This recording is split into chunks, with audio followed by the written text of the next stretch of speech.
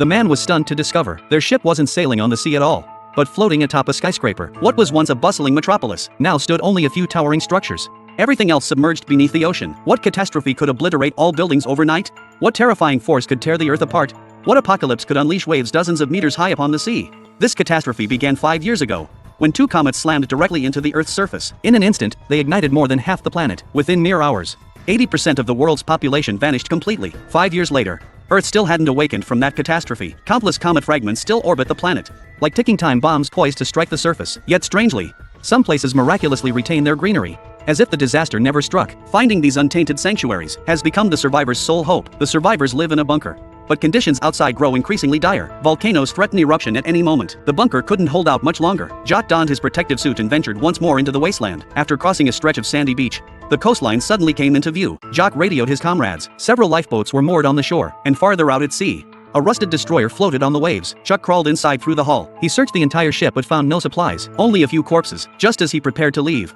he discovered a purple flower tucked inside a logbook. They hadn't seen flowers in 5 years. He'd give it to his wife, she'd love it. Suddenly, an alarm blared through his headset. A radiation storm would hit in 1 minute. Jock barely escaped the destroyer before a black storm surged behind him. He sprinted for his life, urging his comrades to open the gate early. He had to make it before the storm struck. The instant he reached the entrance, a bolt of lightning exploded behind him. Jock leapt toward the gate, flipped over it, and immediately ordered his comrades to seal it shut. Only then had he escaped danger. After undergoing full-body decontamination, Jock sat in the bunker cafeteria. Having shed his protective suit, he presented the flower to his wife. Lena was instantly filled with surprise and delight. 5 years had made her forget what flowers even look like. Lena was part of the bunker's management team. During a meeting, the screen suddenly flickered. The entire bunker shook violently. This wasn't an ordinary earthquake. The Earth's crust was tearing apart, ripping open a fissure right at the bunker's entrance. Screams erupted instantly. Jock rushed toward the exit with his wife and son, but the main gate was already blocked by crowds. Fortunately, Jock knew the layout well. He led his family toward the rear exit. The passageway to the back door was already collapsing. Thankfully, they burst out of the bunker at the last moment. Outside was even more chaotic. Refugees swarmed everywhere,